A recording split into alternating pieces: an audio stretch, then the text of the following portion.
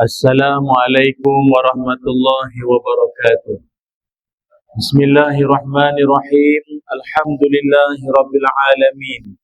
Wassalatu wassalamu ala Rasulillah wa ala alihi wa sahbihi ajma'in. Qala rabbi shrah li sadri wa yassir li amri wahlul 'uqdatam min lisani yafqahu qawli. Allahumma iftah lana qulubana fi talabil ilmi warzuqna ikhlasu fihi wal amalu bihi wan nashru bihi hatta ya'tiyana al yaqin. Allahumma barik lana fi syahri Ramadan warzuqna lailatul qadar. Amin ya rabbal alamin. Amma ba'du. Terima kasih kepada saudara pengacara majlis yang bahagia Ustazah Nurlizawati binti Abdullah, penolong pegawai Hal Ehwal Islam Unit Dakwah Jabat Agama Islam Daerah Jasin. Yang bahagia Tuan Zulhafni bin Muhammad Rais, Pengerusi Masjid Al-Muttaqin Kampung Tedung, Berlimau, Melaka. Ahli Jawatan Kuasa Masjid Al-Muttaqin Kampung Tedung, Berlimau, Melaka. Dan seterusnya pegawai syarak, barisan keurusetiaan pejabat agama Islam Daerah Jasin, dan semua muslimin muslimat, para penonton-penonton, para puasawan yang didoakan kebaikan, kesihatan, keberkatan dan diterima amalan-amalan kita. Amin ya rabbal alamin. Amma ba'du. Jika semua harta adalah racun, maka zakatlah penawarnya. Jika seluruh umur adalah dosa, takwa dan taubatlah ubatnya. Jika seluruh bulan adalah noda, maka Ramadanlah pembersihnya. Perkataan yang indah adalah Allah, lagu yang merdu adalah azan, hiburan terbaik adalah Quran, senaman paling sehat adalah solat, dan diet sempurna adalah puasa. Bulan Ramadan, bulan suci seperti embun pagi yang membasahi dedaunan pagi. Embun sejuk membasuh membersih jiwa dari segala dosa. Telah masuk hari ke-20. Moga-moga kita bukan sekadar berpeluh, malah diterima Allah dan dimasukkan ke dalam syurga yang paling tinggi. Amin ya rabbal alamin. Maaflah masuk Melaka ni berpantun sikit tuan-tuan ya.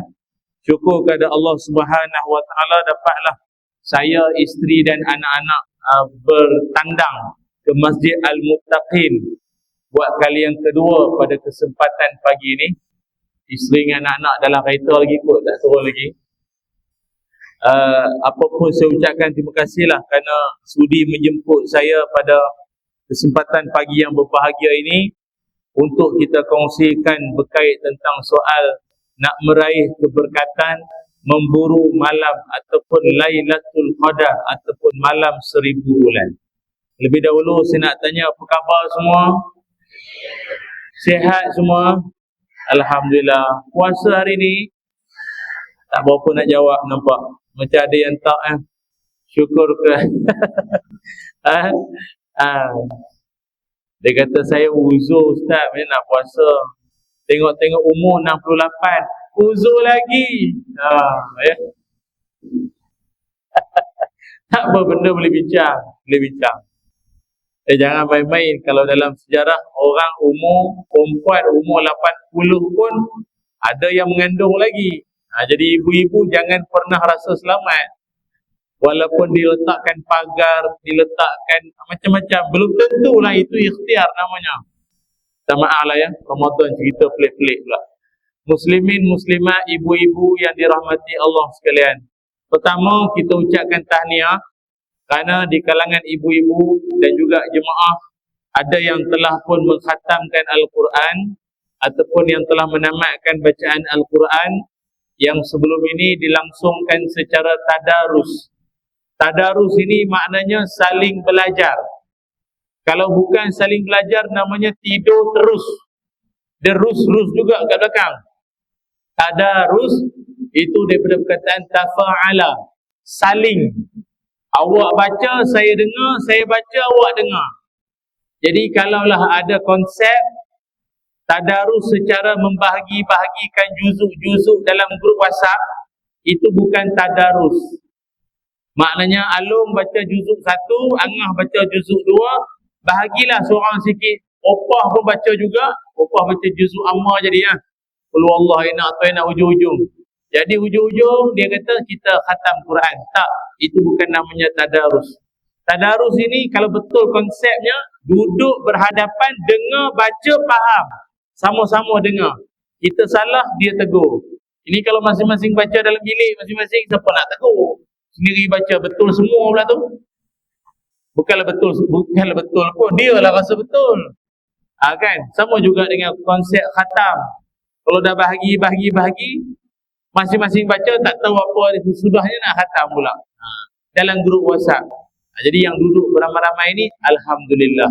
Baca, dengar, ada yang salah ditegur, dibetul. Maka itulah konsep tadarus yang akhirnya bukan amalan-amalan orang berlimau saja. Itulah amalan Rasulullah sallallahu alaihi wasallam. Yang mana Nabi bila bulan Ramadan, malaikat Jibril, ibu ayah pergi ke Madinah, pergi ke Masjid Nabawi. Kan ada pintu Babu Jibril. Kan ada pintu Jibril kan? Maknanya pintu yang sering kali Jibril datang jumpa Nabi, menerusi pintu itu. Jadi malaikat Jibril sering datang jumpa Nabi pada bulan Ramadan untuk apa? Untuk malaikat Jibril membacakan ayat-ayat Quran, dan malaikat Jibril mendengar Nabi baca Quran. Malaikat Jibril dengar. Kadang-kadang malaikat Jibril baca, Nabi dengar. Kadang-kadang Nabi pula baca, Jibril pula dengar. Itulah kita, cuma kita bukanlah Jibril. Tapi kita baca sesama kawan-kawan kita lah. Kak Senah, Kak Leha, Kak Timah. Itulah. Dia tak adalah Jibril. Tapi okeylah, itulah konsep tadarus. Cuma dalam tadarus ini yang paling elok, dalam kumpulan bacaan kita itu, kalau tak semua pun adalah seorang dua, dia memang mahir membaca Quran. Kalau satu kumpulan tu semua pakai tak erti baca belaka, sudahnya nak belajar apa? Dia eloknya dalam ramai-ramai itu adalah seorang dua tu, kalau dia tak ustazah pun, dia faham hukum hakam tajwid. Kan? Dia faham hukum hakam tajwid. Nanti ada seorang tu baca, jadi kita tahulah nak menegur mana salah, mana betul ke apa, kita tahu. Ini kan ada kawan-kawan, tapi itulah, kita pula dalam tadarus kena banyakkan bersabar. Mungkin kita rasa kita mahir, kita laju. Ada member-member dia mungkin agak sedikit merangkak lah bacaannya.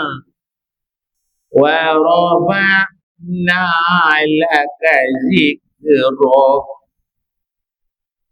Nampak raya khatam raya kelima kot. Macam ni punya baca Main seorang pula, allazina manu. Ayat apa pula ni? Allazina pula ni. Oh, allazina amanu. Oh ya ke? Sorry. Kumpulan lain dah. Aduh, aku dah lah tak sahur pagi tadi. Engkau baca sangkut-sangkut CD lekat. Left group keluar kumpulan macam ni, letih tak boleh. Masing-masing kena sabar. Setiap bacaan bukan semuanya laju. Ini nama tadarus. Yang kurang mahir belajar dengan yang mahir. Itu tujuan. Walaupun dia bukanlah mahir zin. Jadi apapun kita ucapkan tahniah lah sekali lagi ibu-ibu, tapi bukanlah bermakna khatam Quran itu maknanya terus tutup Quran. Dah tak baca dah lepas ni. Masuk Syawal, masuk bulan-bulan lain, kawan-kawan tanya, jom baca Quran. Aku dah khatam lah. Aku dah khatam. Jangan macam tu. Khatam ini adat saja. Quran mana ada khatam? Baca sampai mati. Dah mati pun dibacakan. Quran mana pernah habis. Kan? Tak kisahlah walaupun dapat keblekat ke, tak dapat ke, khatam Quran itu menjadi semangat kita bersama. InsyaAllah. Hadirin hadirat ibu-ibu yang dirahmati Allah sekalian. Pada kesempatan pagi duha ini, saya akan kongsikan berkaitan tentang satu tajuk, iaitu apakah itu Lailatul Qadar. Apakah itu Lailatul Qadar? Dalam satu hadis Nabi Muhammad sallallahu alaihi wasallam, Nabi ada bersabda, "Taharrau Lailatul Qadri fil ashril awakhir min Ramadan." Kata Nabi Muhammad sallallahu alaihi wasallam, carilah, selidiklah Lailatul Qadar itu pada 10 malam terakhir Ramadan. Carilah Lailatul Qadar itu pada 10 malam terakhir Ramadan.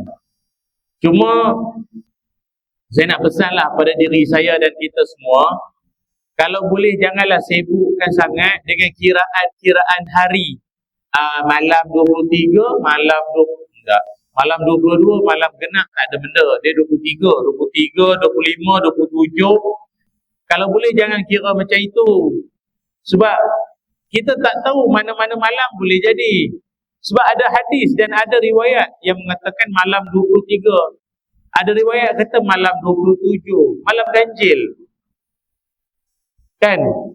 Dan macam-macam lah petunjuk. Dan kita kalau nak ikut, kalau timing kita dengan Mekah pun tak sama. Kita dengan Mekah beza waktu berapa jam?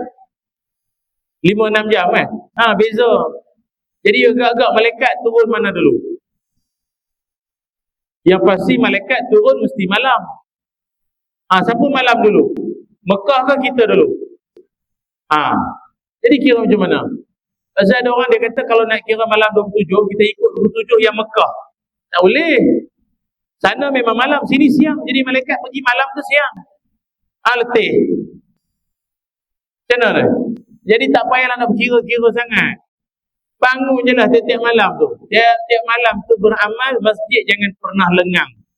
Pasal saya faham, awal-awal Ramadan hari tu masjid memang penuh. Orang lama-lama, golongan belia-belia pun ramai. Tapi bila dah hujung-hujung ni, beliau. Yang tinggal beliau, bukan belia, beliau. Yang lain semua iktikaf dekat dataran pahlawan. Dekat shopping mall. Semua iktikaf dekat pasar raya, cari baju raya. Baju raya dah beli belum? Dia pakai yang lepas Sial pakai lepas kan. Kata tahun ni pink orange apa? Brick orange. Macam-macam lah. Tapi yang penting malam-malam Al-Qadar ni atau malam Ramadan jangan pernah tinggal. Persoalannya sekarang Ustaz, apakah yang berlaku pada malam Al-Qadar atau malam 1000 bulan? Malam tersebut peristiwa yang sangat ajaib telah pun berlaku. Iaitu antaranya apa? Kata kumpulan Raihan, dia kata di dalam bulan Ramadan ada satu malam, ianya menyamai dengan 1000 bulan. Akan diampun dosa-dosanya yang silam. Singkaplah tabir di 10 malam terakhir. Berdoa, bertasbih, memohon keampunan. Panjang-panjang buka YouTube lah tuan-tuan.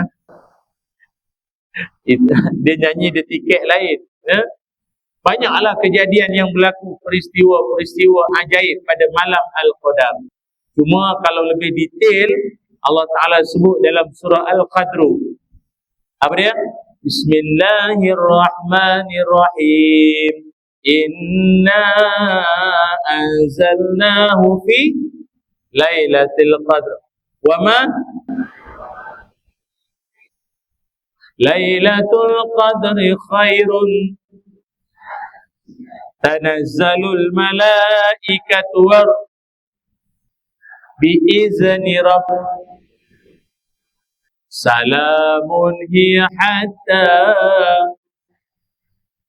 Sadaqallahul azim. Okey, kita pergi satu-satu cerita dia. Dia begini. Malam Al-Qadar ataupun malam 1000 bulan, dia merupakan malam yang memiliki beberapa keistimewaan. Pertama, ini saya pergi satu-satu supaya senang nak faham kan. Okey. Yang pertama, Malam Al-Qadar ataupun Lailatul Qadar, Laila tu maknanya malam lah ya. Malam. Malam Al-Qadar itu pertama, dia adalah malam yang lebih baik daripada 1000 bulan. Kan? Khairun min alfi, malam yang lebih baik daripada 1000 bulan. Okey. Apa makna 1000 bulan? 1000 bulan tu maknanya perkiraan dia 83 tahun 4 bulan. Atau genap 84 tahun. Apa maknanya? Siapa-siapa yang melakukan amalan-amalan soleh pada malam Al-Qadar itu, maknanya pahala amalan dia itu kali dengan 84 tahun tanpa henti punya amalan. Ibu ayah yang duduk di depan saya ni pun hidup mungkin kebanyakannya tak sampai 84 tahun lagi. Ada 60, ada 70. Tapi yang 60, yang 70 memang solid ke 70 tahun tu ibadat? Dah. Baligh pun umur 13, 15, 10. Tolak lagi dah. Lepas tu zaman-zaman muda dulu, zaman muda-muda jambul kat depan, selendang kat belakang, pakai baju pun dada nampak lagi. Kan? Kahwin jadi pengantin dulu bercabang, daun atas ni, daun emas tu bercabang atas ni. Kan? Zaman tak tutup aurat. Yang laki-laki pun sama. Zaman Pok Yeye, Alompa, Agugo, Cik Ben Kapak, bawa Vespa nak dara orang tengok wayang. Itu semua zaman-zaman belum ibadat lagi. Jadi yang betul-betul ibadat tentang mungkin baru 20 tahun, baru 15 tahun. Tapi ini malam Allah sebut, siapa beramal, engkau punya amalan sama macam 84 tahun tak berhenti, tak tidur, tak makan, ibadat saja. Macam hari ni kita tengok ada orang umur 80 lebih ada, 80, 90 pun ada. Tapi ada ke 80, 90 boleh duduk dengan ceramah macam ini? Banyak baring daripada duduk. Betul tak? Yang 90 ni, 84, 90, banyak baring daripada duduk. Kalau duduk pun tak banyak celik, banyak pejam. Kan? Jadi macam mana? Jadi ini peluang macam ini peluang keemasan Allah nak bagi kepada kita, iaitu amalan sikit tapi dia punya gandaan pahalanya begitu banyak sekali. Sebab itu kita kena panjatkan rasa syukur kepada Allah. Kita ni tak macam umat dulu-dulu. Umat dulu-dulu umur memang panjang. Umat Nabi Nuh atau Nabi Nuh sendiri, umur Nabi Nuh, dia berdakwah saja 950 tahun. Lepas bahtera dia tersadai dekat Bukit Al-Jud, kan banjir besar kan. Lepas kapal dia berlabuh tu, lepas pada tu dia hidup lagi berapa tahun? 40 tahun. 950 tambah 40. Jadi berapa? Dekat-dekat 1000 tahun. 1000 tahun punya umur. Macam-macam amalan boleh buat. Dan umat dia pun sama, ratus-ratus tahun. Dia umur umat ikut Nabi. Kita dah Nabi kita 60 lebih. Dengan kita pun sama lebih kurang tu kan.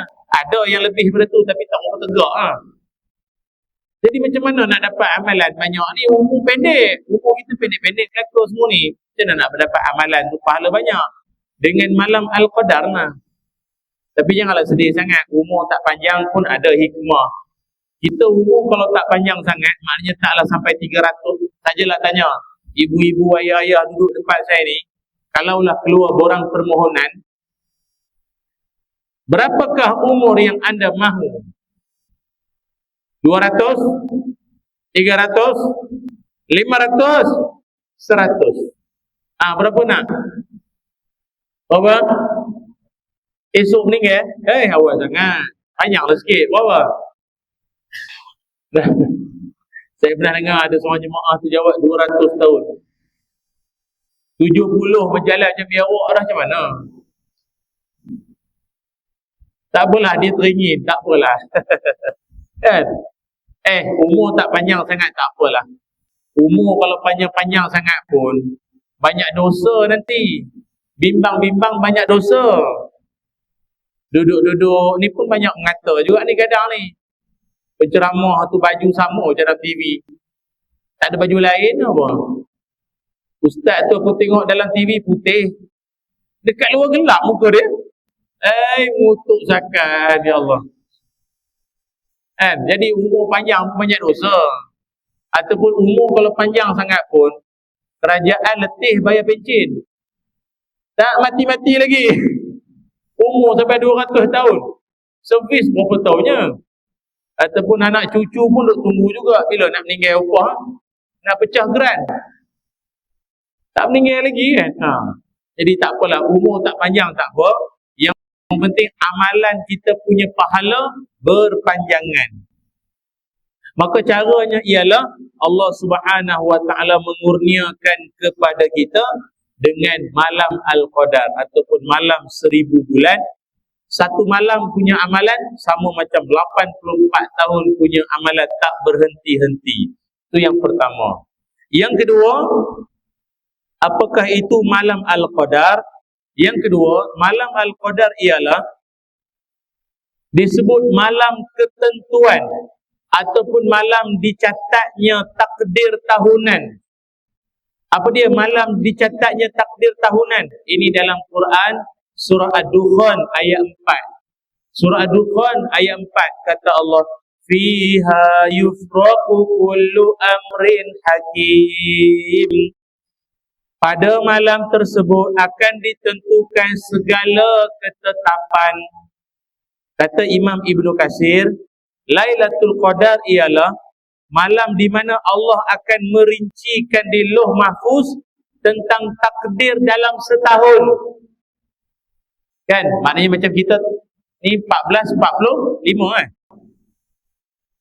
Maknanya sepanjang 1445 Hijrah ni sampai 1446 Hijrah nanti, selama setahun itu akan ditetapkan pada malam tersebut akan ajal, akan rezeki. Kalau setengah pendapat ulama-ulama lain menyebutkan malam Al-Qadar itu ialah Allah akan menyerahkan 4 daftar urusan pentadbiran alam kepada 4 malaikat. Apakah 4 daftar urusan tersebut? Pertama, rahmat dan azab. Dalam setahun lah, rahmat dan azab. Kedua, tumbuh-tumbuhan dan rezeki. Ketiga, hujan, angin dan bencana. Dan yang keempat, kematian. 4 perkara daftar urusan yang akan diserahkan kepada malaikat-malaikat untuk melaksanakan tugas. Saya keluar tajuk sikit sebab nampak muka makin berkerut. Cerita dia macam ni. Zaman dulu-dulu, pawang-pawang dan bomoh-bomoh, diorang ini menjadi sasaran orang awam untuk nak tahu benda-benda ghaibiat, benda-benda yang bersifat akan datang. Apa nak jadi nanti, kampung nak kena apa, cuaca jadi apa, kalau buat kenduri kahwin bulan depan, hujan ke, panas ke, banjir ke. Maka diorang akan merujuk kepada bomoh-bomoh dan pawang-pawang. Kenapa dia tanya kepada bomoh dan pawang? Kenapa tidak Jabatan Meteorologi, kaji cuaca? Satunya sebab dia orang tu tak lahir lagi lah Jabatan Meteorologi tu. Yang keduanya, bomoh-bomoh dan pawang-pawang ini sudah mendapat tahu lebih awal akan apa yang akan jadi kepada kampung-kampung tersebut dulu. Dia orang tahu dah nanti akan jadi apa, banjir, malapetaka nak datang semua. Dari mana dia orang dapat tahu? Mana dia orang tahu? Ada WhatsApp, ada Google, mana dia orang tahu? Itu semua angkara jin-jin yang telah mencuri dengar dekat langit sana. Malaikat bila dia dapat kerja, Dia orang akan bersembang sesama dia orang. Kita takkan faham lah. Tapi contoh, mana? Ni kita nak bawa hujan. Hujan. Ni kampung Merlimau, kampung Tedung. Nanti petang dia hujan. Oh hujan. Ente mana pergi? Kita mau cabut nyawa. Satu kampung tu kena COVID lah. Semua nanti kita mau cabut nyawa. Oh okey. Jin dengar. Oh hujan. Oh mati. Itu yang dia pergi bisik sama bohong. Itu yang dia pergi bisik sama pawang-pawang zaman dulu. Tetapi setelah Nabi Muhammad sallallahu alaihi wasallam diutuskan, dibangkitkan. Sebab itu salah satu daripada maksud rahmatan lil alamin kan. Maksud rahmatan lil alamin atau rahmat ke seluruh alam itu maksudnya Nabi kita telah pun menyebabkan pintu langit offline. Pintu langit tertutup daripada jalan-jalan jin untuk nak mendengar apa jadi. Cakap-cakap malaikat. Kalau ada di kalangan jin-jin ini cuba-cuba nak pergi dengar juga, maka dalam surah Al-Mulk Allah Ta'ala sebut apa? Kami akan merejam rujumas syayatin kan? Kami akan merejam setan-setan itu dengan rejaman batu-batu api lah. Rejam setan-setan tu mana nak dengar dekat langit sana. Jadi apa pelajaran kat sini? Malaikat bila dia dapat satu-satu tugasan, maka sesama dia pun akan bersembang. Kan? Jadi tuan-tuan lah, ada yang jadi amel. Sembang, sesama sembang ahli Korea. Macam mana kutipan tahun ni? Bawa dah kan? Jemaah pun dengar. Oh, masyhur. Sesama AJK Masjid, bendahari-bendahari Menteri Kewangan. Sembang sesama tuan-tuan. Tahun ni kutipan Jumaat okey. Oh, Ramadan ini. Oh, ribu-ribu. Jemaah pun terdengar. Bukanlah jemaah tu jin. Bukan. Tapi macam itulah nak bagi faham.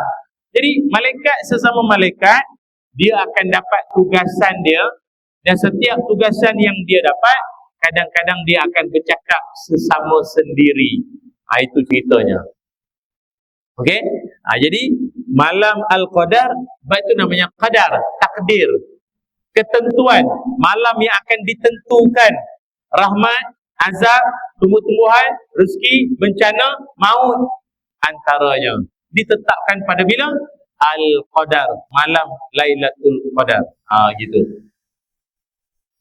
Cuma kita dalam bab-bab ketentuan ni janganlah sering menyalahkan takdir pula, ataupun salah faham terhadap takdir ni banyak. Dia kata rezeki kalau secupak takkan jadi gantang. Dan payahlah macam tu. Jangan berpahaman macam tu. Susahlah. Kerja teruk-teruk pun kalau dah ditentukan ustaz, banyak tu jugalah. Tambah mulut-mulut celupa pun banyak juga sekarang ni kita dengar. Dia kata orang Palestin tu dah tahu dah nanti akan mati, buat apa perang. Tak payah cari pasal lah dengan Israel tu, diam-diam dah lah. Tengok apa jadi. Tu lah cari pasal lagi dengan puak-puak tu, kacau serang kuat. Kan dah banyak mati. Tuan-tuan rasa cakap-cakap macam tu patut tak patut?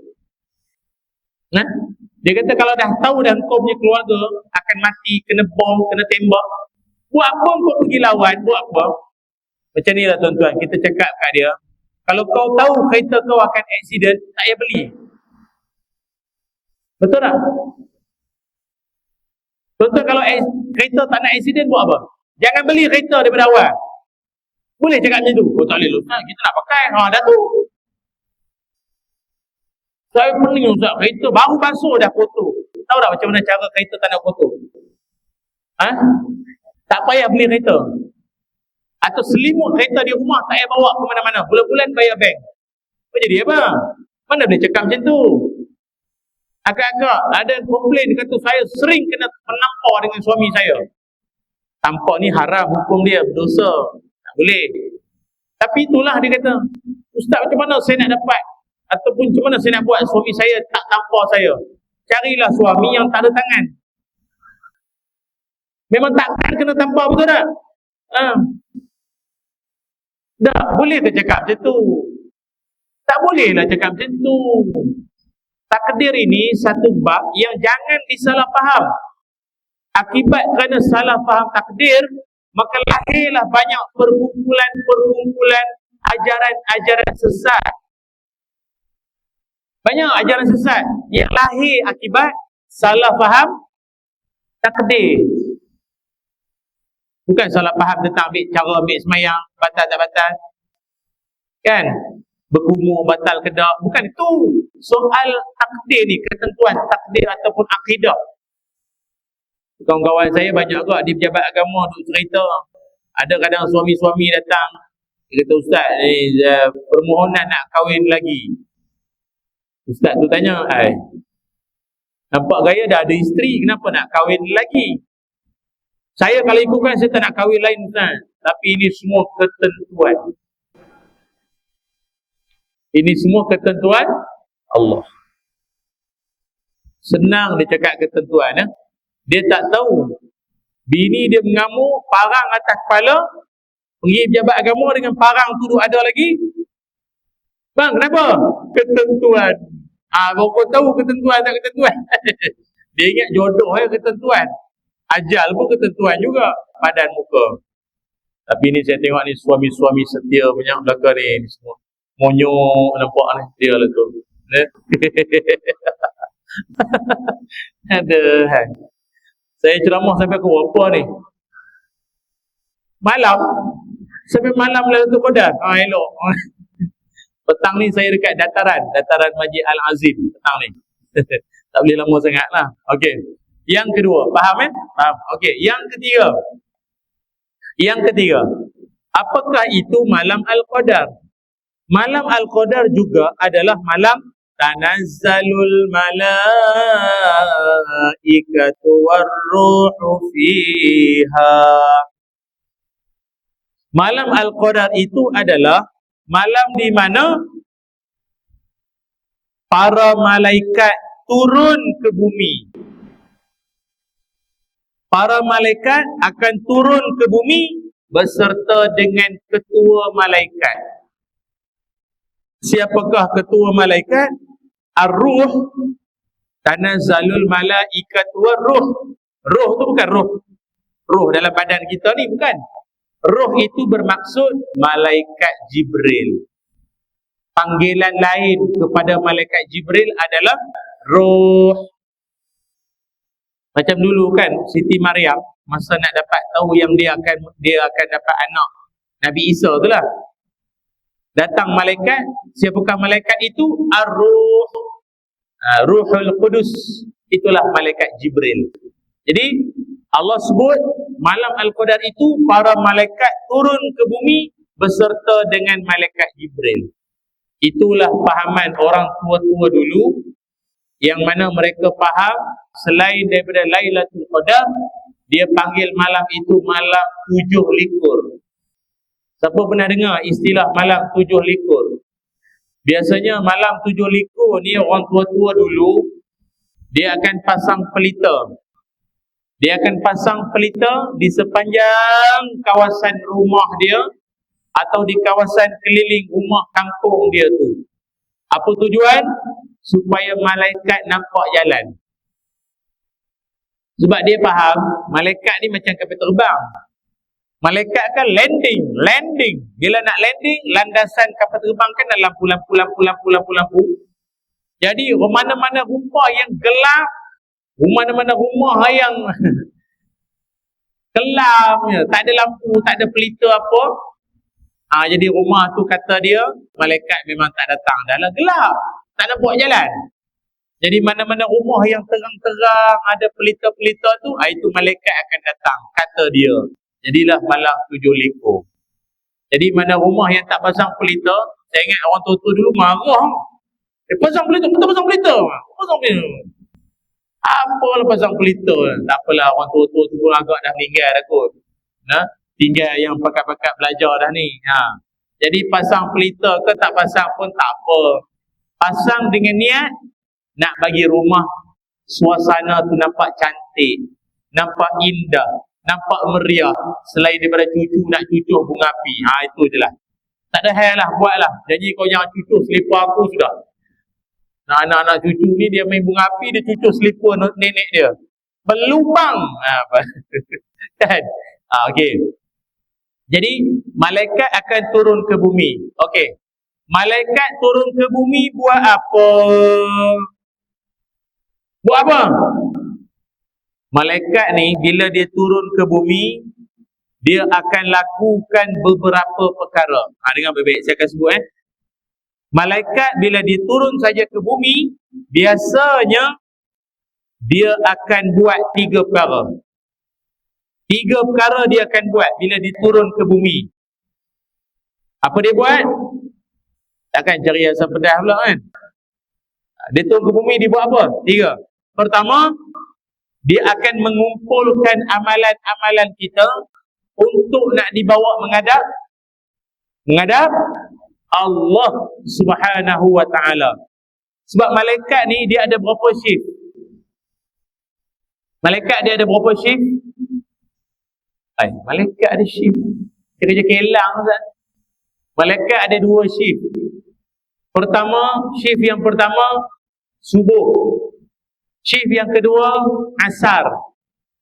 Jadi bila waktu subuh, malaikat yang daripada petang semalam asar ke subuh ni, dia akan naik ganti dengan malaikat yang subuh sampai asar. Bila waktu asar, turun malaikat lain daripada asar sampai subuh. Jadi sekarang ni malaikat yang ada ni malaikat mana? Malaikat asar ke malaikat subuh? Subuh. Betul ke? Contoh pakai minyak wangi apa? Malaikat subuh. Patutlah. Itulah. Dia akan tukar shift. Gitu. Dia akan bawa amalan kita menghadap Allah Subhanahu wa ta'ala. Okey? Itu satu. Jadi bayangkanlah malaikat. Dia akan bawa amalan-amalan kita yang sedekah, yang tadarus, yang i'tikaf. Ni i'tikaf dah ni. Ni i'tikaf. Dengan ada wuduk lah. Kentut daripada tadi i'tikaf lah. Angin banyak lah Ustaz Ramadan ni. Angin banyak lah. Mukut. Kereta api lah. Senawa pun dia. Yang depan, yang belakang. Sama deras. Semualah amalan. Sedekah, tolong orang, senyum, semua okey lah dapat. Dibawa menghadap Allah. Satu. Yang kedua, malaikat bila dia turun ke bumi, dia buat apa? Dia buat apa? Yang kedua, dia menjadi saksi amalan-amalan kita. Dia akan jadi saksi amalan-amalan kita. Maknanya dia memang tengoklah kita buat apa ni. Dan dia akan report lah nanti. Dia tengok malam-malam Ramadan buat apa. Dia tengok hamba dia ni beli ilmu London, beli batang buru, beli kuih siput, beli bahulu. Allah, sebekas malaikat tengok, siang dah lah tidur, malam beli biskut, lagi malam jahit baju anak-anak, baju raya. Dah tu bila Qurannya, tarawihnya bila? Atau nak ujung-ujung kacau dodol, cari lemang, cari serunding. Jadi tak berapa syok malaikat tengok. Malaikat tengok sebenarnya. Tu okey lagi. Tengok TV rancangan menyanyi pula tu. Allah. Jadi dia jadi saksi kepada amalan kita. Ni pun sama juga. Dia tengok kita ni. Ada yang tengah menulis, ada yang tengah balas WhatsApp. Kejap nak biar ni. Baru cerita malaikat kejap. Kan? Ada yang macam-macam lah. Ada yang menyembah kawan sebelah. Ada yang lolap dengan rasa tak salah. Daripada awal ustaz tu bagi salam, lolap. Kenyang dia. Nampak dia mimpi kot. Mimpi makan roti john. Dia celik-celik sekejap lagi, dah habis dah. Oh, kejapnya rasa. Bukannya kejap, awak yang tidur. Saya tahu sebenarnya dalam Ramadan ni memang kita mengantuk pun. Memang mengantuk, perut kosong. Perut sunyi, kelang tak ada buat apa. Kelang pun tak tahu nak buat apa. Sunyi, buat apa. Biasa banyak kerja, lepas makan perut buat kerja, nak hadam. Ini tak buat apa. Tak ada lawak, tak ada kelakar ni kan memang padam dah tadi ni. Jadi itulah tu dia mengantuk. Kalau kira-kira menguap kat 6 kali wah menguap. Tapi sajalah saya tengok ramai menguap ni, sajalah nak share sikit ilmu. Dia menguap, dia boleh jadi haram, dia boleh jadi wajib, dia boleh jadi sunat, dia boleh jadi makruh. Saja share lah ya. Dan menguap, ya Allah. Baru nak cerita pasal menguap, dan menguap. Tak apa, menguap lu. Jangan lupa tutup balik. Pasal saya tengok ada orang menguap tak tutup dah. Dah macam rimau. Dia kan, dia menguap, dia jadi wajib bila ada orang dia cuba nak menguap. Menguap ni dia memberikan kerehatan kepada otak. Umpama orang ada laptop, bawah kan letak kipas. Sebab laptop tu lama-lama dia panas. Kipas bawah kasih sejuk sama laptop. Otak macam laptop, banyak sangat dengar ceramah ni, malaikat turun naik Lailatul Qadar malam ketentuan takdir. Banyak ni. Kepala jadi panas. Macam mana kasih sejuk itu otak?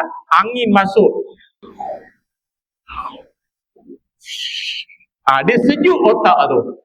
Tapi ada orang dia tak nak menguap. Sebab dia takut nanti orang tuduh pemalas. Dia takut orang tuduh kau muak. Dia tahan, dia tak nak muak. Nanti menjejaskan kesihatan, haram hukum dia. Jadi dia wajib kena menguap. Jangan tahan. Tuan-tuan, orang kalau nak menguap, kalau tahan, buruk muka. Muka jadi huduh. Keras kejung muka. Menguap lah. Saya tengok ada yang tahan. Menguap je lah. Dia jangan tahan. Menguap kalau tahan. Lari tajuk. Menguap boleh jadi sunat. Bila? Walaupun dah bersunat. Bila jadi sunatnya? Bila kita tutup dengan telapak tangan belakang kiri. Menguap. Tadi saya tengok yang tutup pakai kertas pun ada. Tutup pakai beg pun ada. Tak apalah. Dia yang elok tangan kiri. Menguap, tangan kiri tutup dan belakang. Tapi kalau tangan kiri tu tengah pegang barang ke, tengah ada benda, atau motor ke apa tak tahu lah kan. Tangan kanan depan. Kalau kanan telapak. Kalau kiri belakang. Kanan tapak. Okey. Lagi sunat apa? Kalau hukum harus, mana-mana tangan. Boleh. Tapi kalau nak dapat pahala lagi, membaca A'udzubillah minasyaitonir rajim. Ta'awuz. Baca A'udzubillah tu bila? Selepas selesai menguap. Bukan semasa. Cuba masa menguap baca A'udzubillah. Dah lah tadi buruk dah tahan muka. Masa menguap pula dia Alhamdulillah.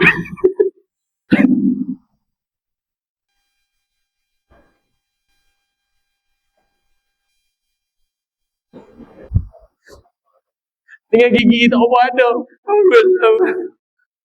Member duduk sebelah tak selera aku duduk sebelah kau. Jadi dah lah. Lain kali lah cerita bab menguap tu. Saja je lah. Selit-selit sikit kau tidur semua ni. Kan? Kat mana tadi yang mana hilang lah ni? Malaikat. Malaikat apa tu? Malaikat. Dia jadi saksi kepada amalan-amalan kita. Jadi ingat ya, setiap amalan kita, malaikat memang dia akan meneropong. Dia tengok apa kita buat. Tak ya? Lagi apa? Malaikat dia buat apa? Malaikat selain daripada dia menjadi saksi amalan-amalan kita, malaikat juga mendoakan kita. Surah Ghafir ayat 7, ayat 8. Surah Ghafir, kut lah tak percaya ke? Ya ke Ustaz malaikat doa? Tengoklah sendiri ayat Quran.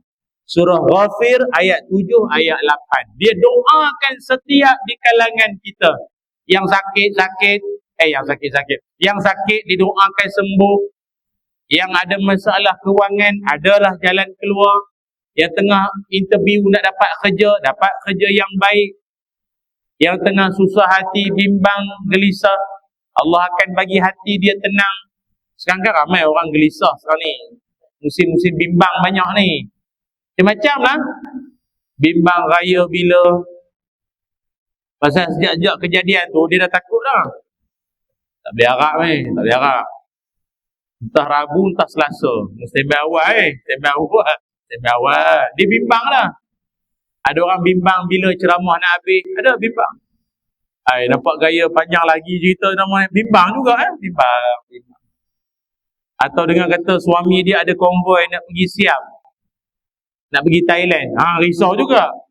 Lain macam patut bawa sampin, takut juga. Jadi jangan percaya sangat. Banyak bimbang. Jadi benda-benda ini jangan risau, sebab malaikat dia akan mendoakan kesejahteraan kita bersama. Amin ya rabbal alamin. Itu ya. Itu yang ketiga.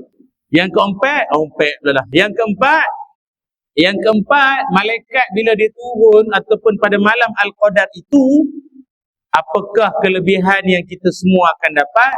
Yang keempatnya adalah dosa-dosa orang yang menghidupkan malam Al-Qadar akan diampunkan oleh Allah Subhanahu wa taala.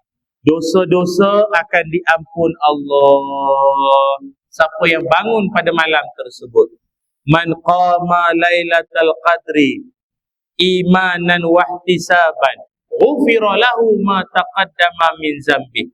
Siapa-siapa yang menghidupkan malam Al-Qadar penuh keimanan, penuh pengharapan, bukan nak menunjuk-nunjuk ke orang, bukan dengan niat-niat yang lain, maka Allah akan hapuskan dosa-dosanya yang telah lalu. Sebab itu saya cadangkan di 10 malam akhir ni masjid buat qiyamul lail. Memang buat kot. Eloklah. Baru nak cadang dan memang buat pun. Malam Al-Qadar ni jangan dibuang masa. Kalau dapat bawa ahli keluarga, join, bawa sekali ramai-ramai. I'tikaf. Nanti sahur ada. Sahur pun ada. Apa lagi mau? Mari datang ramai-ramai. I'tikaf di 10 malam akhir. Doa munajat. Minta ampun pada Allah macam-macam. Nak apa doa permohonan minta pada Allah, anak isteri semua. Sebab Nabi Muhammad sallallahu alaihi wasallam, Nabi pada hujung-hujung Ramadan, kata Sayyidatina Aisyah radhiyallahu anha, yajtahidu fil ashri ma la yajtahidu fi ghairi. Aku tak pernah tengok Nabi punya bersungguh-sungguh bangun malam pada 10 akhir Ramadan pada malam-malam yang lain. 10 akhir tu memang Nabi beria sungguh. Maknanya jaranglah nampak di katil tu atau di pembaringan lah, tempat tidur. Nabi banyak akan bermunajat. Ingat, yang kuat munajat, yang banyak solat, banyak berdoa tu adalah orang yang telah dijamin syurga. Yang belum tentu syurga ni takkan tak rasa nak bangun. Takkan rasa diri itu dah memang confirm syurga, belum tentu. Ramai orang sekarang kompimdem.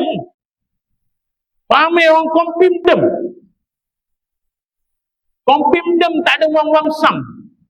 Wang-wang sam tak ada kompimdem. Tak faham ini mesti tak tengok cerita Joey tu. Hidupkan kompimdem, baru ada wang-wang sam. Tak apalah, ajar-ajar baca Quran lagi bagus daripada tengok TV. Kan? Dia ramai orang dia confident sangat. Dia rasa dia akan syurga. Tak kalau khatam Quran tak syurga. Jangan macam tu. Tambah lagi amalan-amalan kita di ujung-ujung ni. Cuma ada orang tanyalah, Ustaz, boleh tak bagi sikit clue Lailatul Qadar punya suasana malam dia macam mana, keadaan dia lebih kurang lah macam mana. Kalau pahaman orang dulu dia kata pokok bersujud, sungai beku, Kita bukan kutub utara nak jadi benda-benda tu. Dan kalau jadi pun benda-benda itu bukan pada kita. Wali-wali Allah, ya. Dan wali Allah pun kalau dia nampak, biasa dia tak cerita ke orang. Tahu tak? Ini saja share lah. Melaka ni pun banyak sejarah wali Allah, ramai. Kalau betul dia wali Allah, segala keajaiban, segala kepelikan, dia tak cerita dengan orang. Habis tu Ustaz yang kita boleh tahu, orang nampak. Orang nampak yang dia jalan atas air, yang dia, yalah, rumah dia dekat Johor, Negeri Sembilan kan, rumah dia. Orang pergi haji, berbulan-bulan dulu naik kapal, jumpa dia depan Kaabah. Itulah. Dan dia tak pernah cerita dengan orang. Oh, semalam saya makan durian depan Kaabah. Tak ada. Dia tak cerita dengan orang. Kalau dia boleh cerita ke orang, something wrong. Biasa dia tak cerita dengan orang. Wali, kalau betul wali lah. Tapi kalau dia cerita ke orang juga, mungkinlah dia wali band. Wali nikah tak juga kan? Ada lain.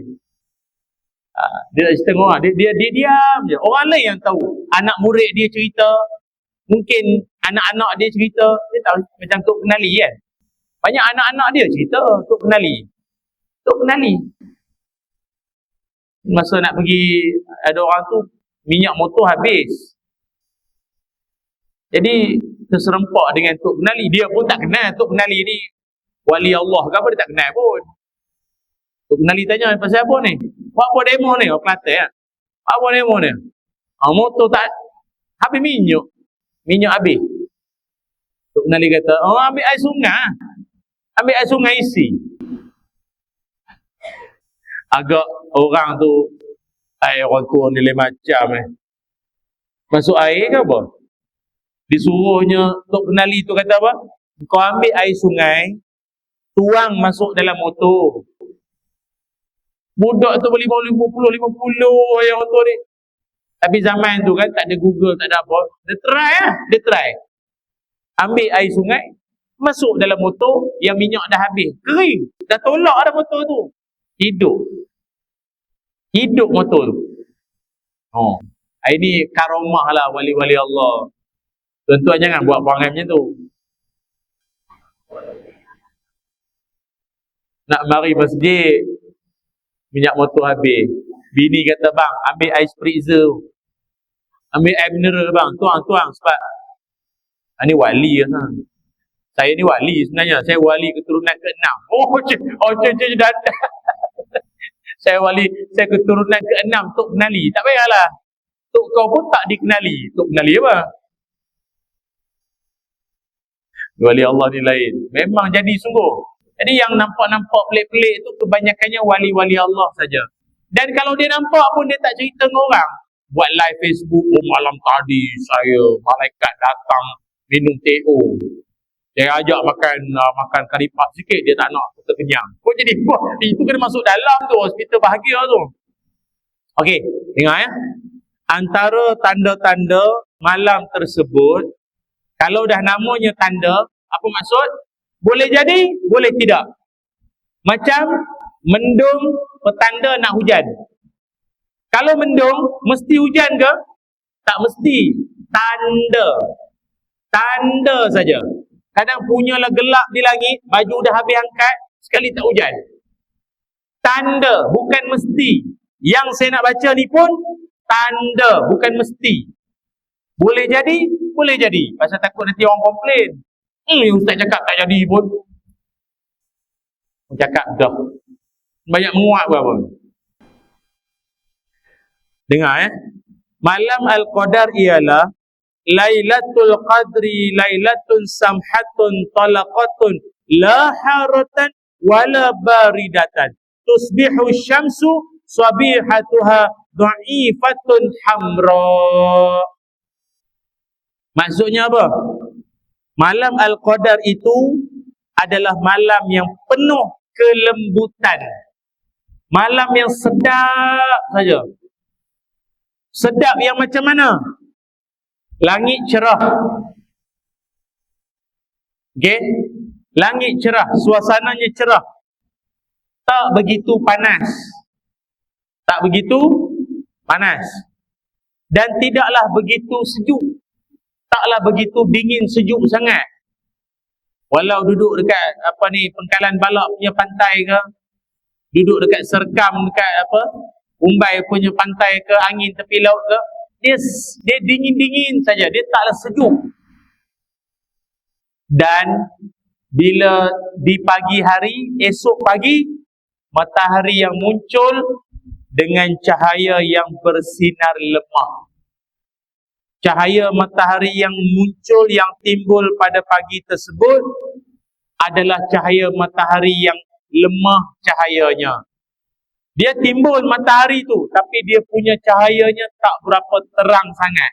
Suram-suram, suam-suam, dan nampak kemerah-merahan pada matahari tersebut. Boleh? Mungkin ada yang tak faham, kenapa boleh jadi macam itu? Itulah tanda malaikat turun. Bila malaikat turun, suasana akan jadi syahdu, suasana akan jadi sayu. Sama macam duduk dalam majlis ilmu. Majlis ilmu juga dikunjungi oleh sayu dah, syahdu dah.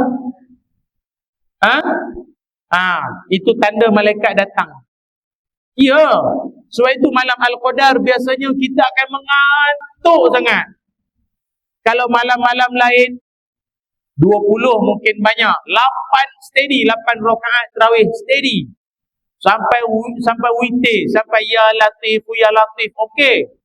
Tapi mari malam ni hantu. Rasa makan tak adalah banyak sangat. Murtabak 3 biji. Roti john 2 baris. Kuih Melaka 2 bekas. Taklah banyak sangat. Cendol secawan. Kenapa mengantuk ni, Allah? Tanda-tanda. Taklah mesti, tapi tanda. Itulah. Hajah-hajah rasa-rasa malam bila yang agak mengantuk sangat? Tiap-tiap malam. Kena elok. Eloklah tu. Banyak makan ubat cair darah, makan ubat cimanih. Ngantuk Ustaz, ngantuk. Makan ubat batuk pula. Lagilah mengantuk. Tak payah tunggu malaikat turun, akak mengantuk dulu. Punyalah malaikat turun lah. Tidur aja ni. Jadi itu namanya tanda-tanda. Bolehlah ambil itu sebagai panduan. Tapi tak payahlah tengah semayang jenguk tingkap luar. Kejap-kejap tengok tingkap luar. Tak payahlah. Semayang sudahlah.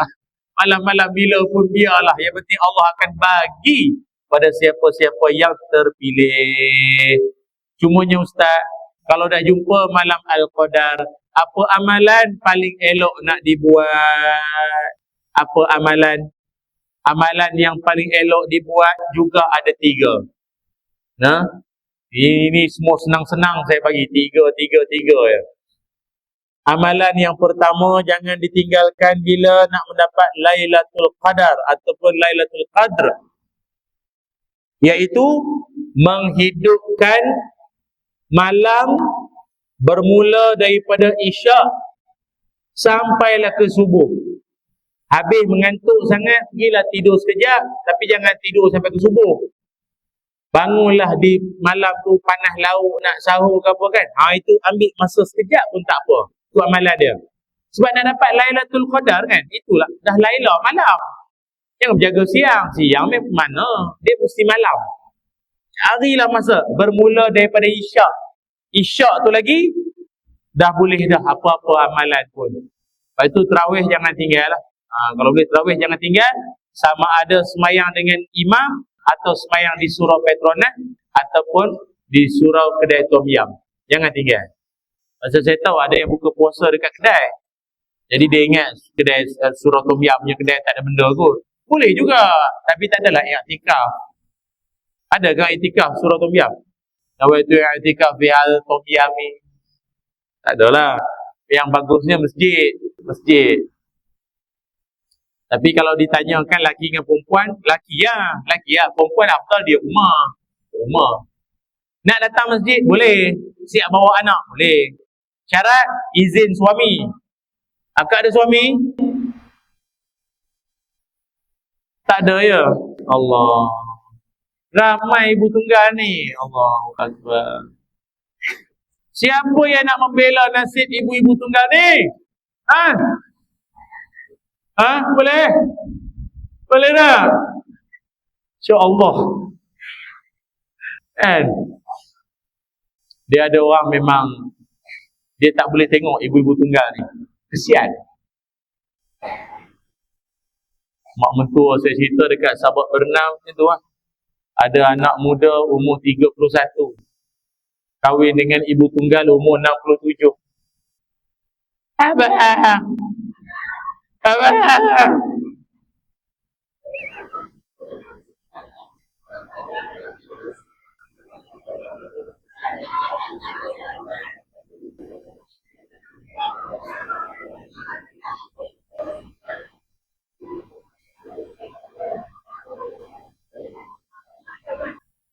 Lailatul Qadar.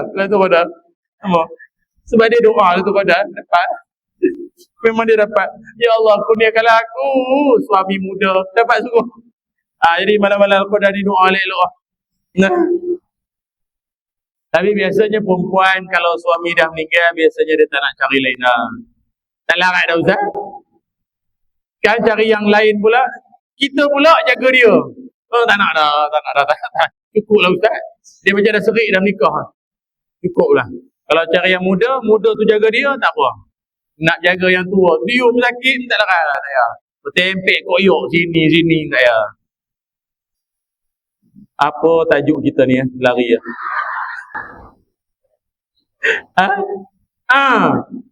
Amalan Lailatul Qadar ya.